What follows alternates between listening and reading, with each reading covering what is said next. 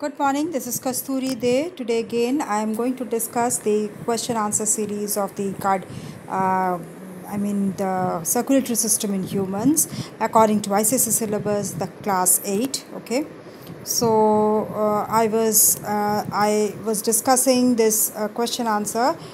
Last stopped in the answer the questions in detail. Okay, so I'll continue with that, answer the questions.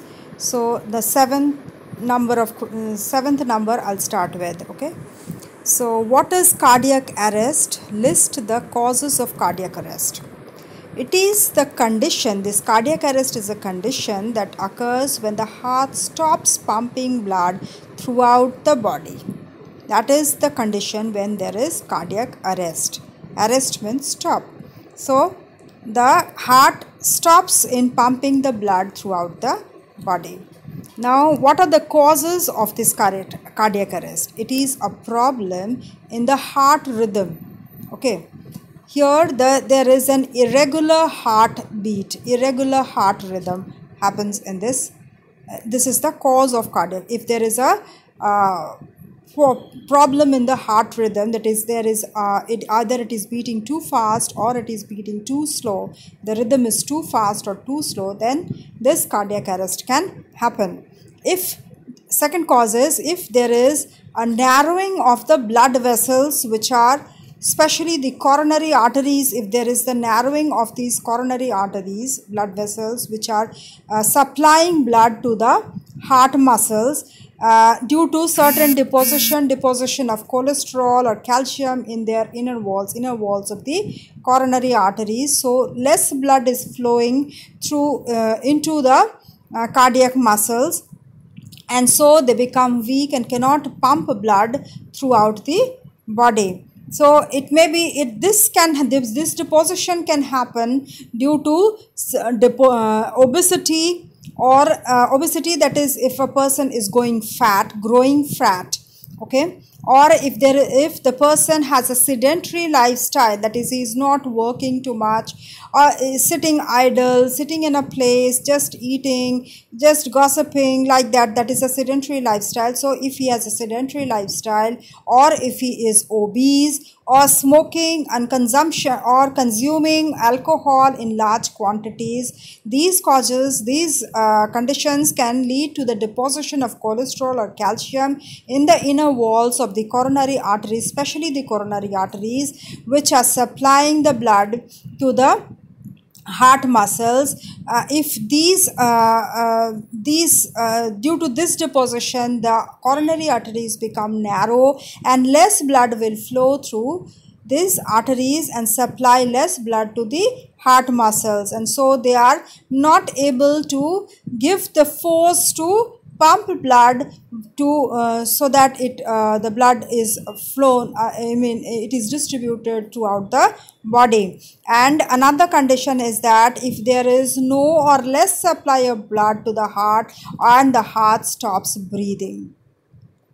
Okay, so if there is a less or no supply of the blood to the heart, so it's like this, if the narrowing continues, or if it becomes very narrow, okay, too much of narrowing of the blood vessels if it appears, then blood is almost not flowing into the heart muscle. So how will the cardiac muscles will get oxygen, and how will it perform its functions? So that time the heart will stop beating, it will not rhythm. Okay, so these conditions can lead to cardiac arrest. Then list the functions of the limb. The main functions of the limb are transportation, defense, and drainage. So first we come to transportation. Here what happens, the limb helps in transporting the nutrients and hormones to the body cells.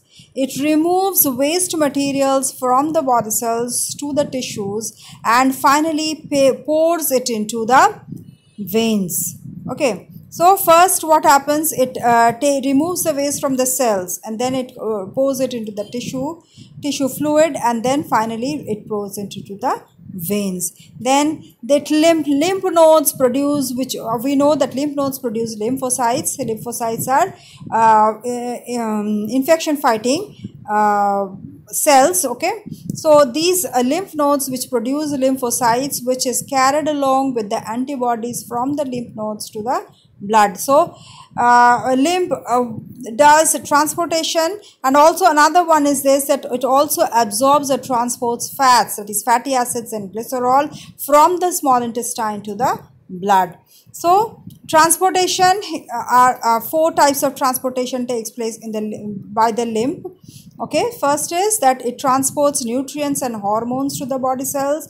It removes the waste from the body cells and finally pours them into the veins. Then the lymph nodes, which are present in this lymphatic system, that produces lymphocytes. They carry these lymphocytes are carried along with the antibodies from the lymph nodes to the blood, so that the person can fight against germs or infection causing germs. Then this lymph also absorbs and transports fats, and that is fatty acids and glycerol from the small intestine, absorb it from the small intestine and pour it into the blood.